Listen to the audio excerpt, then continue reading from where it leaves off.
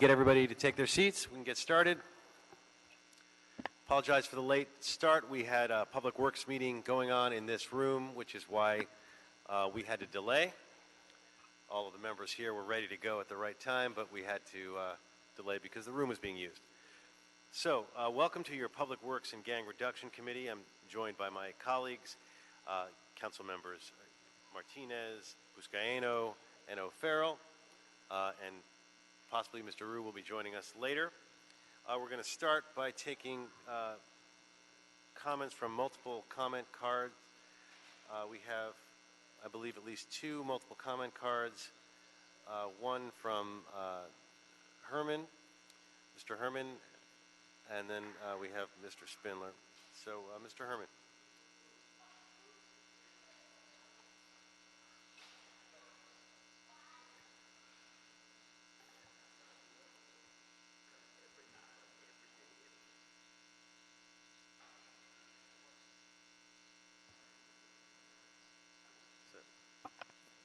Go ahead, Mr. Herman.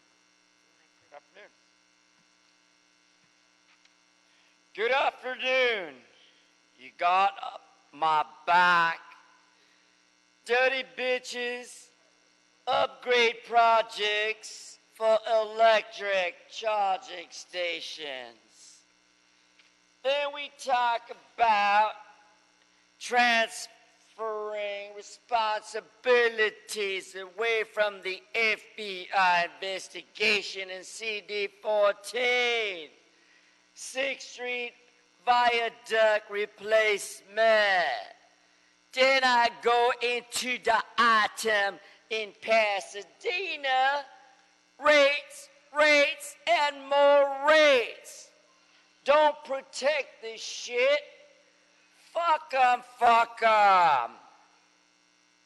What?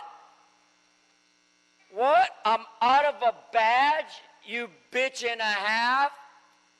I'm talking about the DWP, just like I was. Mr. Herman, we can hear you. If you could sir. keep it down a little bit. Thank you. Well, earlier I was attacked by Arnold Sachs, and my disability Mr. Chair, he's not speaking for about cost any agenda and item. reallocating facilities has interfered with the Department of Public Work Projects. Wasn't that the fact? Mr. Ted Jordan, for the record, wasn't I talking about allocating funds regarding rates? The same goddamn rates involved with the budget. And that budget knows how to bitch. We're all here to bitch. We're all here to lobby. We're all here to fuck 'em. Thank you, Mr. Herman. General public comment? Okay, can I have your 1 minute of general public comment? Thank you, sir. For your information, now in regards to my TMU and the TRO threat, I see how you really retaliate. It still has to be within purview of the committee. Well, I'm here to fix the budget. And when you have angry people on the Board of Public Works suppressing my First Amendment here as I am the legislative body representing the budget under the Ralph M. Brown Act 54950, the Bain Act 52.1, why am I being retaliated? Why do you send that fucking Jew Arnold Sachs to threaten me in a Board of Public Works meeting regarding the budget? So you see, the only fanatical nuts you have here is 45 Trump. We got balls. Thank you. Next, we have another multiple comment card from Mr. Spindler, Wayne from Encino.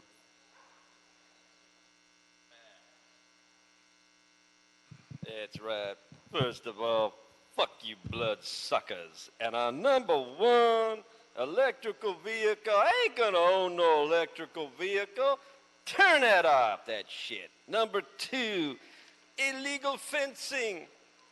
Illegal fencing, the passage of the right-of-way.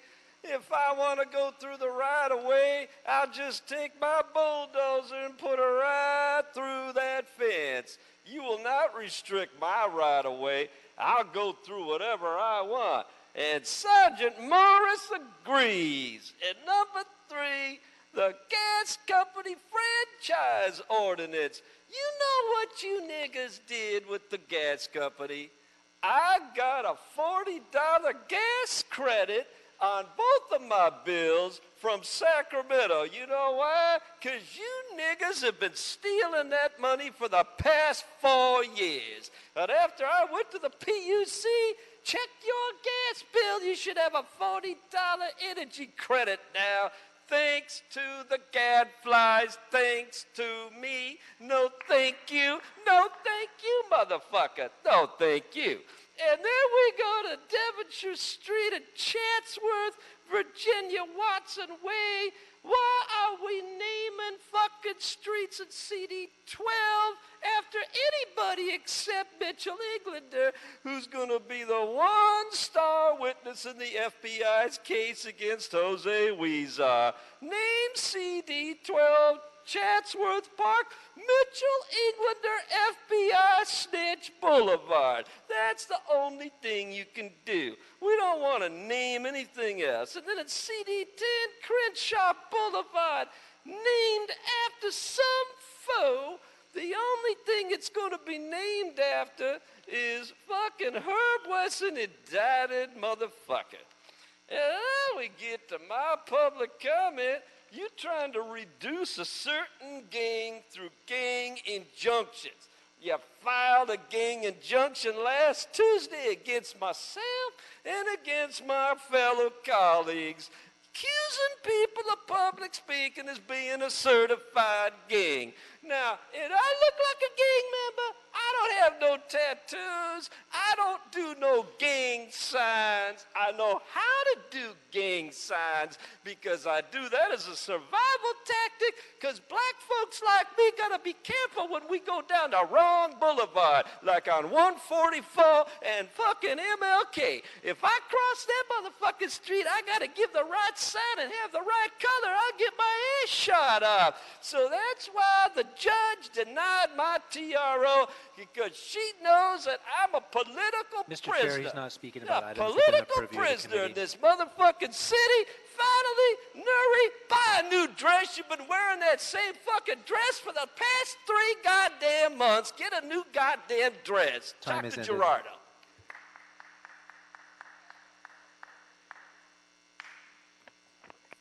Okay, colleagues, there's a number, thank you very much. There's a number of items that I'd like to take on consent. However, 2 of them, there are some technical amendments, so maybe we'll hear the, well, why don't we do this?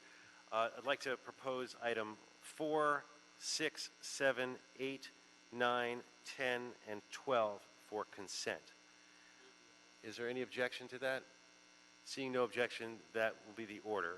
Now, on items 5 and 11, which I was going to propose on consent, there are some technical amendments that have been proposed by BOE. Mr. Espinosa, if you could read, we could start with item 5. If you could read the amendment into the record. If there are no objections, we'll take it up with the amendment, but go ahead. I believe number 5, the amendment would be to change the recommendation to, at the request of Council District 8, the moving clause should be amended to read, I therefore move that the intersection at Rochester Circle and Cimarron Street be named as Eddie Rochester Anderson Square, and that the Department of Transportation be directed to erect permanent ceremonial signs to this effect at the location. Okay, any objection to as it is amended? So it's been offered, moved, and seconded as amended without objection. Item 5 is adopted on consent. Similarly, with item 11, if you could read the proposed BOE amendment to item 11. Mr. Chair, I do not have the amendments. What's that? I was told there was a technical amendment for 11 that we have to move it, including the recommendation in the BOE. Well, maybe there's a let's move this item, which includes the recommendation in the Bureau of Engineering report relative to amending this motion. And I think that we don't need to read that out. That's just what was reported. Mr. Jordan, is that the appropriate way to do this? Well, So, Mr. Chair, we will be adopting the motion and the amendments as found in the report. And the amendment, the recommendation in the BOE report relative to amending the motion. the recommendation is in the BOE report that's on the agenda, so yes, if you adopt the report, that includes the recommendations in that report. Okay. For some reason, I was under the impression I had to do that that we had to make that a special ask. I guess it doesn't hurt. So whether it helps or hurts, the intent is there. So we're going to move this item, approve the motion, and the recommendation in the BOE report relative to amending the motion. Without objection, it is so ordered. And now we can move to item number 1. Item number 1 is a report from the Bureau of Engineering in response to a 2018-19 budget recommendation relative to the completion date for the City Hall East electrical upgrade project. Great. And we have a report from BOE. And do we have any public speakers on this item? I don't believe so, correct? Item number 1. No. Okay. Good afternoon. Mahmoud Karimzadeh, Bureau of Engineering. During the last fiscal year, Mayor's 18-19 budget, the Bureau of Engineering was instructed to come back and report back to your committee about two things. City Hall East electrical system upgrade and also electrical vehicle charging stations. Just want to mention these are two different projects. City Hall East electrical system upgrade and the electrical vehicle charging stations are not really related together. I know it seems because of the electrical supply, it might seem related, but actually right now the electrical vehicle charging stations are using the transformer at the mall, Los Angeles Mall transformer, which is a separate transformer than City Hall East. City Hall East has already two dedicated different separate transformers. And the plan for the future of electrical vehicle charging stations are to ask for the Department of Water and Power to give us a designated new service, electrical service only for the charging stations. So it will be totally, in the future, will be totally independent than any buildings in the Civic Center. So having said that, the City Hall East electrical system upgrade is about making the uses of the building in terms of mechanical and electrical equipment to be robust and energy efficient. And we have started the project, but the last report we had to Municipal Facilities Committee, we still have to work on the scope of work and the estimate that we have and get the budget and authorization from Municipal Facility in order to proceed. However, the electrical vehicle charging stations, right now, there are already 4 stations that are at use in operation for the fleet of the city's fleet. There are 11 other stations that are in operation. However, they are level 1, and we are trying to replace them with the level 2 charging stations. The difference between level 1 and level 2 is that level 2 uses 208 volt, which is a fast charging rather than a slow charging. And besides those, in total, we will provide with 130 new charging stations through P1, P2, P3, and P4 on the City Hall East in order to come to be used by public, city employees, and city fleets. I know on the table that we reported back to you, we said anticipated completion dates, May 15, which is today.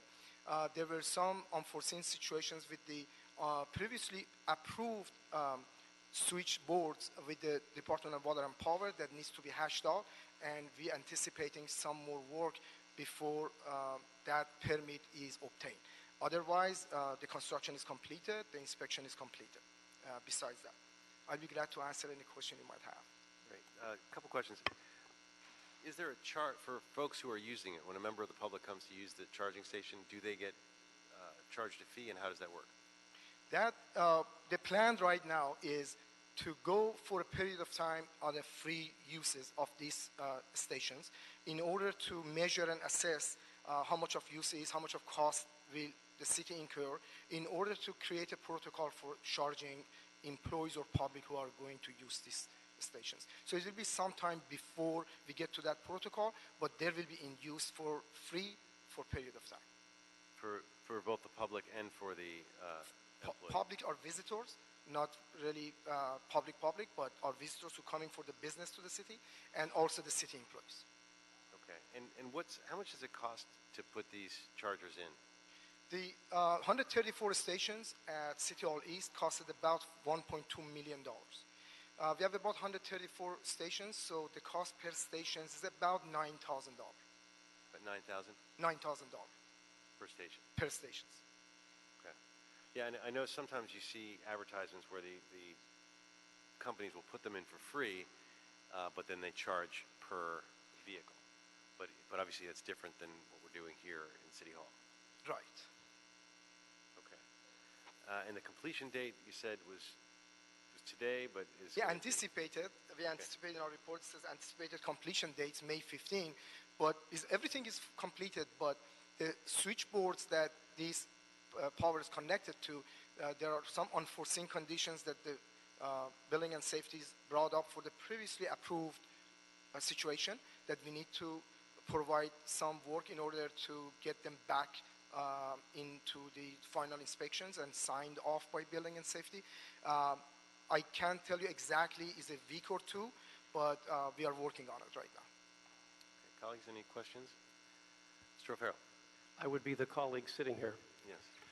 I will say, a question I have is, in terms of visitors who want to utilize these charging stations, do they have to sign onto the app and then pay while they're juicing their car? I'm not sure now, but we're working with GST on those in order to provide some guidance and protocol. But I'm sure that we will be using the system efficiently. That means when the charging of a car finished, the power doesn't get trapped. Right. And then in terms of future growth and the future development of the project that will replace City Hall East eventually, is the Bureau baking in charging stations into all of their designs? That's correct. So just wanted to let you know about the project that we've been working across the street, the building which will be replacing old Parker Center. We are discussing the charging station right now, even at the very, very pre-development phase of the project.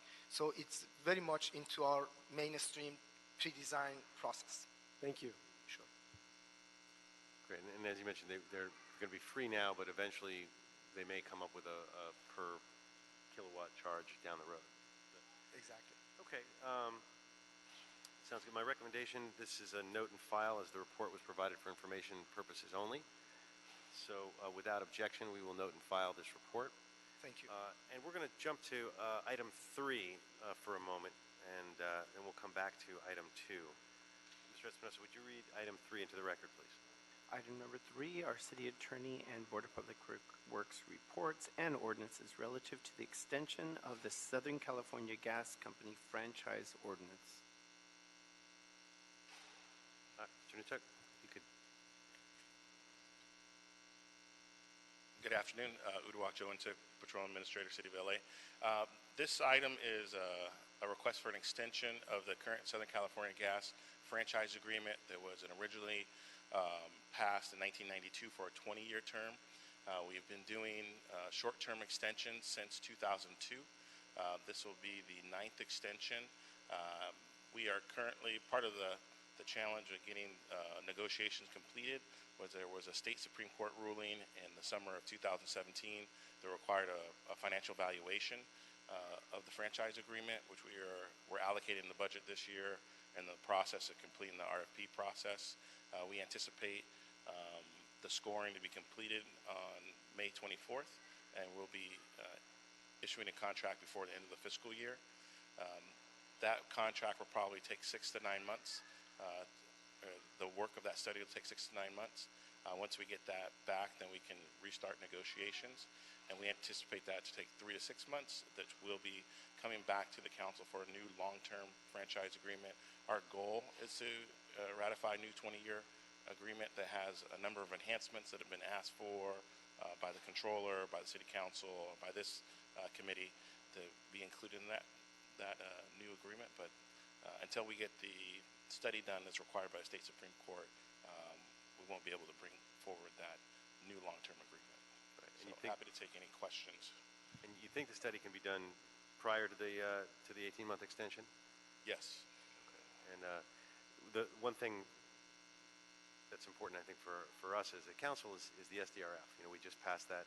That's a major cost that is not included right now in this franchise. So my concern is that the longer this goes, we lose all of that, or all of our streets get damaged without getting the money back for that the way we would otherwise. I'm assuming that would be part of the extension. Not the extension, I know you can't, well, let me ask you, can you include that in the extension, or does that have to be negotiated in the new RFP? In discussions with city attorney, it's been determined that it cannot be included in the extension. This is a continuation of the terms from 1992. In order to amend or add new terms, it has to be added to a new agreement, which we're not doing at this time. We're extending it. And so once the new agreement comes at that point, we would be able to do it. And part of the challenge was the franchise was ordained prior to SDRF being instituted, or even the update that currently was done last year. So once the new agreement comes, then we'll be able to. I mean, I guess I get that, although usually there's a clause in this thing that in most contracts that says, except as laws change, you know, and that we still have to observe the current laws as they are. So I know that you guys have looked at that. I would rather it somehow be included in the extension, but if it can't, then we wait until it's redone. But I'm just assured that it will be included in the new. It's not called an RFP. What's it called? The financial valuation study. Yeah, I mean, when we do the new contract, because it's really there's a company that has all the things. It's different than a traditional RFP for a new.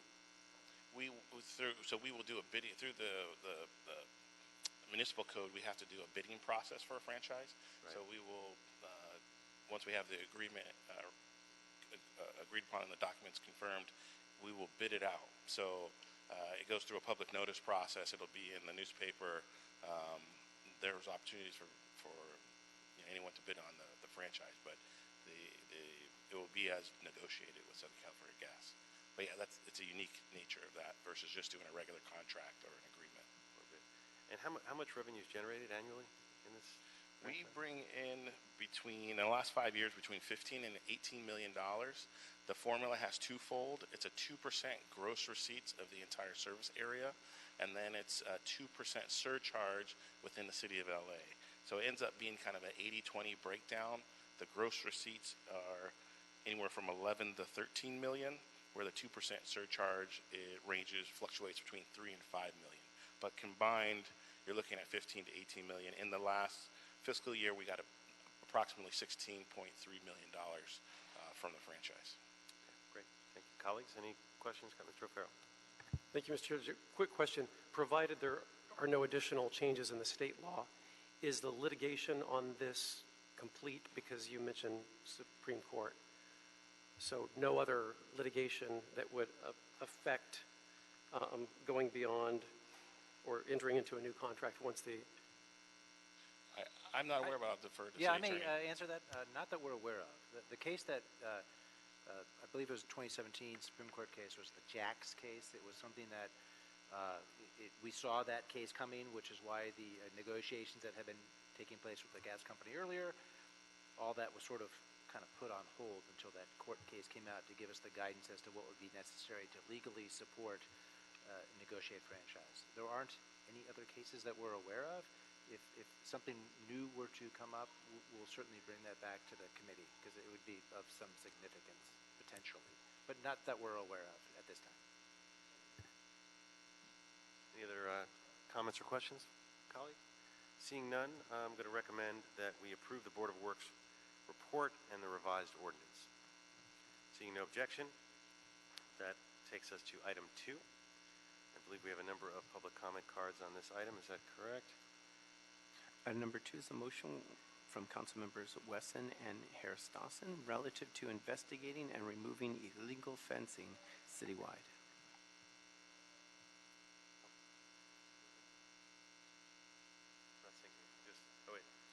Trying to get the names up, and it's not quite syncing up. I think this is it.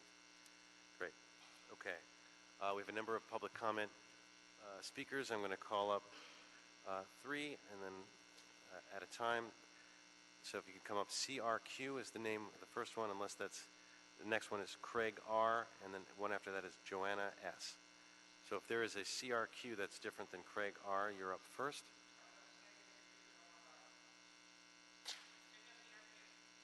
I couldn't hear that person. Is there a CRQ here? There's not. Okay. Great. Then next we hear from Mr. Craig R, followed by Joanna S, followed by Adam R. Welcome. Thank you. Craig R., Los Angeles Community Action Network, LA CAN. I'd like to say that, first of all, we in the organization strongly support Council President Weston's motion for his anti-fencing motion, but with two notes. We'd like to note that it should be amended later to include planter boxes and all these gardens and all these other obstruction devices that the business owners are using to displace homeless people off the sidewalk. And secondly, we would like there to be a real enforcement of the fact that these operations and this fencing already violates current law because it's outside of the permitting process that has to go through the city attorney's office. So we would like for LAPD to be instructed to enforce the current law as well as this new law in order to get them to take down these illegal fencing structures as well as the later amended planter box structures.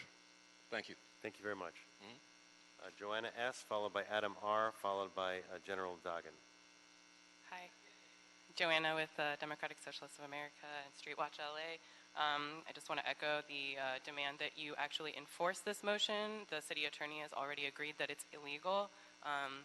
We see every Tuesday, just a block north of here, people losing their belongings on the sidewalk, getting it thrown away by LA San. We see that you enforce 5611 with Hope teams all across the city. People lose their tents because they're soiled, or their wheelchairs because they're broken. You know, these are planters, and I'm just going to read you a couple quotes from some documents that came to light recently. You can guess housed or unhoused.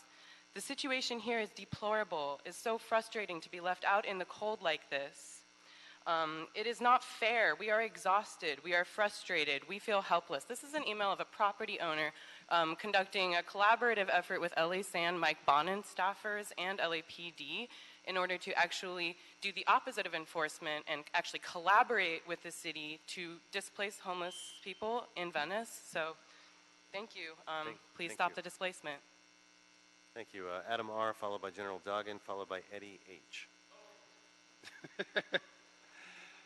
To continue on Joanna's point, what each of you have in front of you, in the back of your packets, is evidence of a conspiracy to violate the law. That would make it a criminal conspiracy between Mike Bonin's office, the LAPD, and property owners in these areas. What we have and what we're seeing is a new attempt at the same sort of apartheid we have in Skid Row. Criminalize those who were homeless, at the same time wasting money, like the Triple H money, that's supposed to be building housing.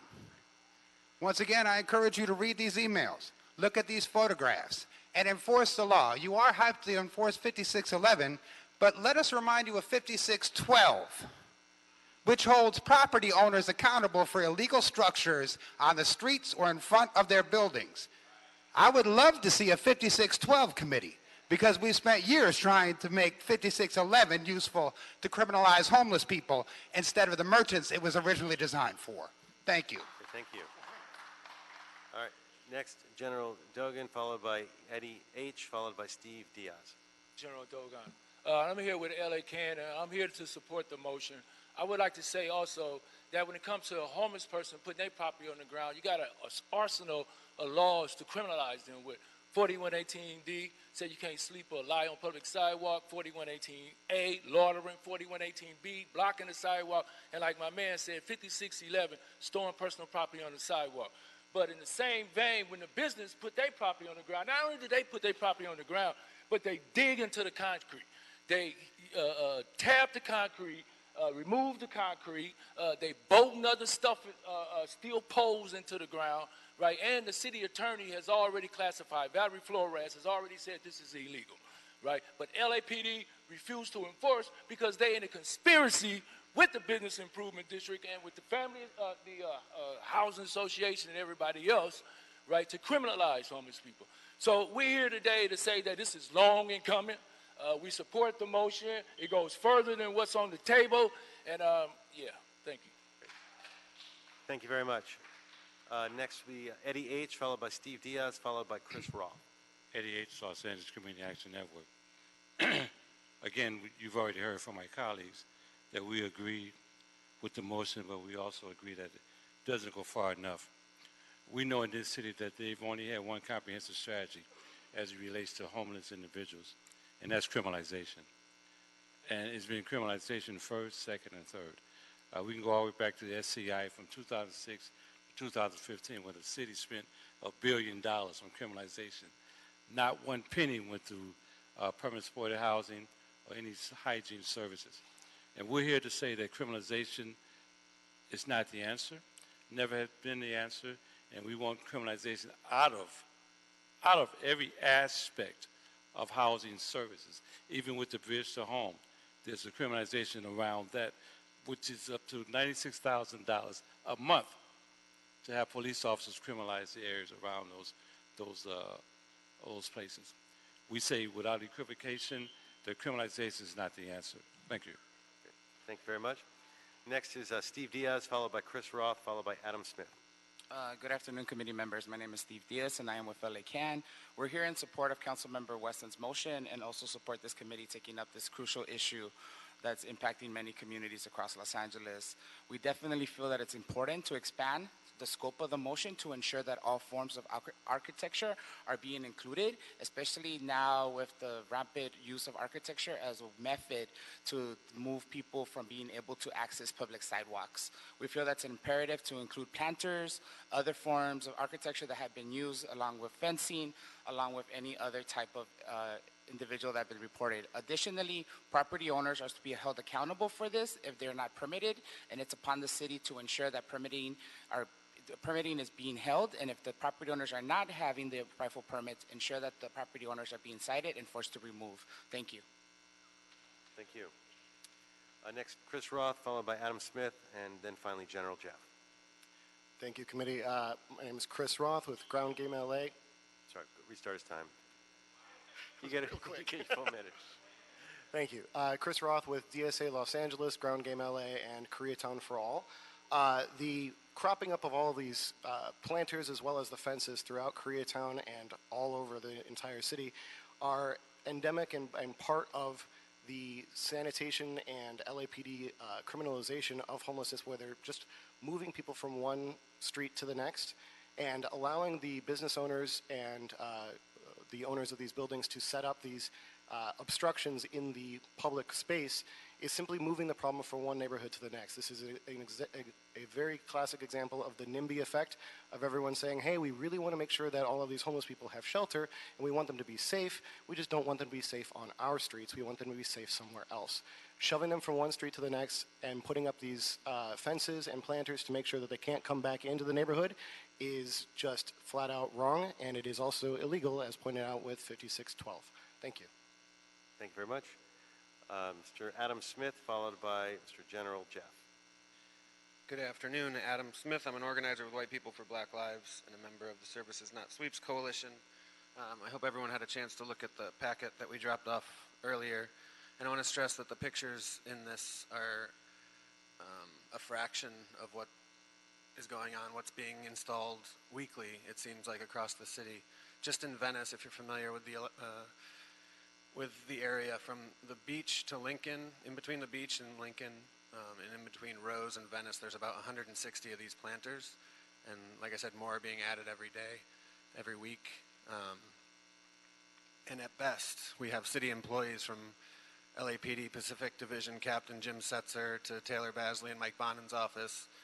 At best, they were confused and thought that facilitating the installation of unpermitted structures across Venice was somehow in their job description, which I assume that it's not. So I'm thankful for the council president's motion and support it, but hope that it will be amended to include everything that's going on.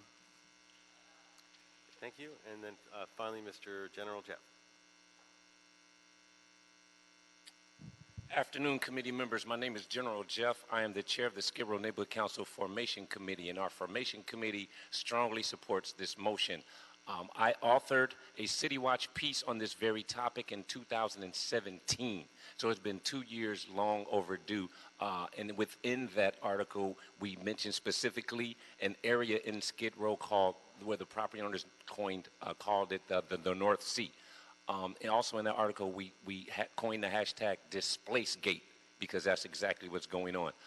Also, too, we have video of the cooperation of a collaboration between city employees through Operation Healthy Streets, coordinating with the Bureau of Sanitation, Los Angeles Police Department, coordinating with the fence installing folks to install the fences after the extensive street cleanings.